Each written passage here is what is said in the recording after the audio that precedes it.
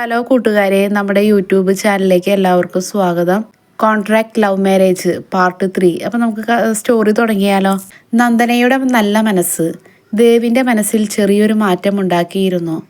പക്ഷേ അത് പ്രണയമായിരുന്നില്ല. അവൾ തൻ്റെ ജീവിതത്തിലേക്ക് പതുക്കെ ഒരു പരിചിത സാന്നിധ്യമായി മാറുകയായിരുന്നു. അങ്ങനെയിരിക്കെയാണ് ഒരു ദിവസം ദേവിൻ്റെ ഫോണിലേക്ക് ഒരു കോൾ വന്നത്. സ്ക്രീനിൽ തെളിഞ്ഞ പേര് കണ്ടതും ദേവിൻ്റെ മുഖം മാറി. മീര. വർഷങ്ങൾക്ക് മുമ്പ് ദേവിൻ്റെ ജീവിതത്തിലുണ്ടായിരുന്ന പെൺകുട്ടി. ദേവ് കുറച്ചു നേരം ഫോൺ ഓണാക്കി നിന്ന ശേഷം കോൾ എടുത്തു. ഹലോ. അപ്പുറത്തു നിന്ന് ഒരു പരിചിത ശബ്ദം. ദേവ്, ഞാൻ മീരയാണ്. ദേവ് ഒന്നും പറഞ്ഞില്ല. ഞാൻ നാട്ടിൽ തിരിച്ചെത്തി. നിന്നെ ഒന്ന് കാണണം. ദേവ് പതുക്കെ മറുപടി പറഞ്ഞു. ശരി. അടുത്ത ദിവസം മീര ദേവിൻ്റെ വീട്ടിലെത്തി. മീരയെ കണ്ടപ്പോൾ ദേവിൻ്റെ മനസ്സിലേക്ക് പഴയ ഓർമ്മകൾ തിരിച്ചെത്തി. അവരുടെ സംഭാഷണം ശ്രദ്ധിച്ചുകൊണ്ട് നന്ദന അകലെ നിന്നു. മീര നന്ദനയെ നോക്കി ചോദിച്ചു, ഇവൾ ആരാണ്? ദേവ് ഒരു നിമിഷം നിശബ്ദയായി. പിന്നെ പറഞ്ഞു, എൻ്റെ ഭാര്യ. മീരയുടെ മുഖത്ത് അതിശയം. ഭാര്യയോ? അതെ.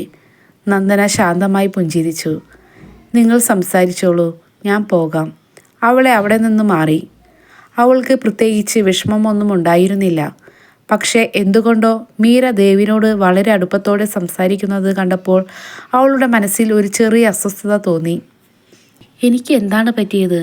അവൾ സ്വയം ചോദിച്ചു. അത് പ്രണയമാണെന്ന് അവൾക്കറിയില്ലായിരുന്നു. അത് വെറും ഒരു ചെറിയ ആശയക്കുഴപ്പം മാത്രമായിരുന്നു. അതിനിടയിൽ മീര ദേവിനോട് ചോദിച്ചു, ദേവ്, നീ ശരിക്കും സന്തോഷവാനാണോ? ദേവ് നന്ദന പോയ വാതിലേക്ക് നോക്കി. എനിക്കറിയില്ല. മീര ശ്രദ്ധിച്ചു. ദേവിൻ്റെ മനസ്സിൽ നന്ദനയ്ക്ക് ഒരു സാരം ഉണ്ടാകാൻ തുടങ്ങിയെന്ന് അവൾ മനസ്സിലാക്കി. മീരയുടെ മുഖത്തെ പുഞ്ചിരി പതുക്കെ മാറി. അപ്പോൾ ഈ വിവാഹം വെറും കരാറില്ലേ? ദേവ് ഞെട്ടി. മീരയുടെ കണ്ണുകളിൽ ഒരു ചോദ്യമുണ്ടായിരുന്നു. അപ്പോൾ ഈ വിവാഹം വെറും കരാറില്ലേ? മീരയുടെ ചോദ്യം കേട്ട് ദേവ് കുറച്ചുനേരം മിണ്ടാതിരുന്നു.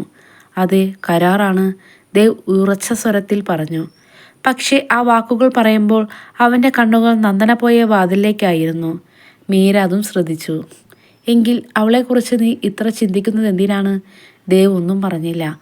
അതിനിടയിൽ നന്ദന അടുക്കളയിൽ ഭക്ഷണം തയ്യാറാക്കുകയായിരുന്നു. ദേവിനും മീരയ്ക്കും വേണ്ടി ചായ തയ്യാറാക്കുമ്പോൾ അവളുടെ മനസ്സിൽ ഒരു ചിന്ത മാത്രം. മീര ദേവിൻ്റെ പഴയ പ്രണയമാണല്ലോ. എന്തുകൊണ്ടോ ആ ചിന്ത അവൾക്ക് ഇഷ്ടപ്പെട്ടില്ല. പക്ഷേ അതിൻ്റെ കാരണം അവൾക്ക് മനസ്സിലായില്ല. വൈകുന്നേരം ദേവ് ഓഫീസിലേക്ക് പോകാൻ തയ്യാറായി. നന്ദന പതിവ് പോലെ അവൻ്റെ ഷർട്ട് എടുത്തു കൊടുത്തു. ഇതിടൂ. ദേവ് ഷർട്ട് വാങ്ങി അവളെ നോക്കി. നന്ദന, എന്താ? മീര വന്നതുകൊണ്ട് നിനക്ക് എന്തെങ്കിലും ബുദ്ധിമുട്ടുണ്ടോ? നന്ദന പെട്ടെന്ന് മറുപടി പറഞ്ഞു, ഇല്ല. ശരിക്കും? അതെ, നിങ്ങളുടെ പഴയ സുഹൃത്തല്ലേ. എനിക്കെന്ത് പ്രശ്നം? ദേവ് ചെറുതായി പുഞ്ചിരിച്ചു. ശരി.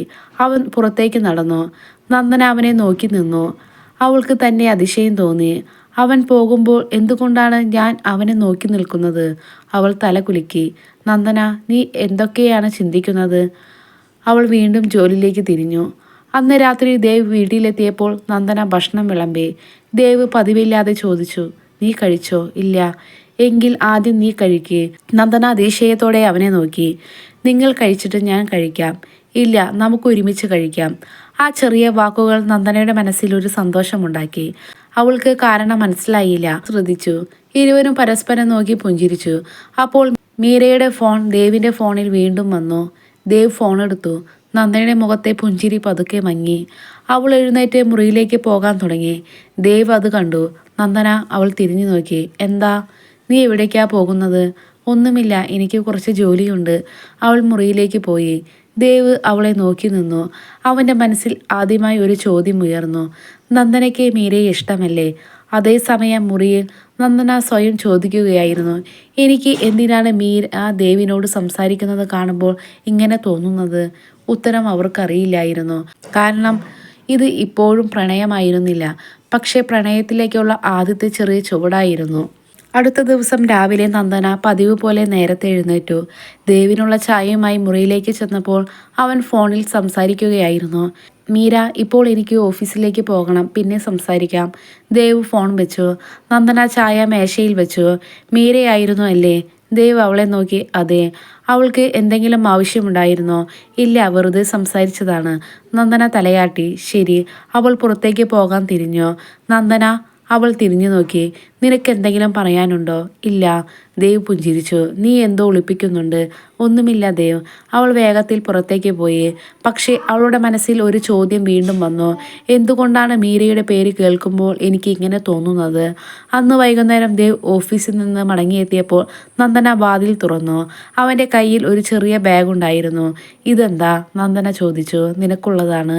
നന്ദന അത്ഭുതത്തോടെ ബാഗ് തുറന്നു. അകത്ത് മനോഹരമായ ഷാൾ. എനിക്ക് എന്തിനാ ഇത്? ഇന്ന് ഓഫീസിലേക്ക് പോകുമ്പോൾ ഇത് കണ്ടു. നിനക്ക് ഇഷ്ടപ്പെടുമെന്ന് തോന്നി. നന്ദനയുടെ മുഖത്ത് സന്തോഷം തെളിഞ്ഞു. നന്ദി. ദേവ് അവളുടെ മുഖത്തേക്ക് നോക്കി പുഞ്ചിരിച്ചു. ഇഷ്ടപ്പെട്ടോ? ഒരുപാട്. അപ്പോഴാണ് പുറത്തുനിന്ന് മീരയുടെ കാർ വന്നത്. മീര അകത്തേക്ക് വന്നു. ദേവിൻ്റെ കയ്യിൽ നിന്ന് നന്ദനയ്ക്ക് സമ്മാനം കിട്ടുന്നത് കണ്ടപ്പോൾ അവളുടെ മുഖം മാറി. ദേവ്, നീ ഇപ്പോഴും എന്നെ കാണാൻ സമയം കണ്ടെത്തുന്നില്ല. പക്ഷേ അവൾക്ക് സമ്മാനം വാങ്ങാൻ സമയം കിട്ടുന്നുണ്ടല്ലോ. ദേവ് ഗൗരവമായി. മീര, നന്ദന എൻ്റെ ഭാര്യയാണ്. മീര ഉടനെ ചോദിച്ചു. ഭാര്യയോ അതോ കരാർ ഭാര്യയോ? നന്ദനയുടെ മുഖം മാറി. ദേവ് ഞെട്ടി. മീര, എന്താ ദേവ്, സത്യം പറഞ്ഞതല്ലേ? നന്ദന പതുക്കെ അവിടെ നിന്നു മാറി. ദേവ് അവളുടെ പിന്നാലെ പോകാൻ ശ്രമിച്ചെങ്കിലും മീര തടഞ്ഞു. ദേവ്, നമുക്ക് സംസാരിക്കണം. ദേവ് അവളെ നോക്കി. ഇപ്പോൾ വേണ്ട. അവൻ നന്ദനയുടെ പിന്നാലെ പോയി. മുറിയിൽ നന്ദന ജനലരികിൽ നിൽക്കുകയായിരുന്നു. നന്ദന. അവൾ തിരിഞ്ഞില്ല. മീര പറഞ്ഞത് സത്യമല്ലേ? ദേവ് നിശബ്ദയായി. അതെ, നമ്മുടെ വിവാഹം ഒരു കരാറാണ്. നന്ദന പതുക്കെ പറഞ്ഞു. എനിക്കതറിയാം ദേവ്. അവൾ പുഞ്ചിരിക്കാൻ ശ്രമിച്ചു. അതുകൊണ്ട് വിഷമിക്കേണ്ട. പക്ഷേ അവളുടെ കണ്ണുകളിൽ ചെറിയൊരു വേദനയുണ്ടായിരുന്നു. ദേവ് അത് കണ്ടു. ആ നിമിഷം അവൻ്റെ മനസ്സിലൊരു കാര്യം വ്യക്തമായി. നന്ദനയെ വേദനിപ്പിക്കുന്നത് തനിക്കിഷ്ടമല്ല. അവൻ പതുക്കെ ചോദിച്ചു. നിനക്ക് സുഖമാണോ? നന്ദന അവനെ നോക്കി. അതെ. പക്ഷേ ഇത്തവണ ദേവിന് അവളുടെ അതേ വിശ്വസിക്കാൻ കഴിഞ്ഞില്ല. തുടരും. അടുത്ത വീഡിയോ വേഗം ഇടാട്ടോ. അപ്പോൾ വീഡിയോ ഇഷ്ടപ്പെട്ട് കഴിഞ്ഞാൽ ലൈക്ക് ചെയ്യാനും കമൻറ്റ് ചെയ്യാനും സബ്സ്ക്രൈബ് ചെയ്യാനും മറക്കരുത്. Okay, bye.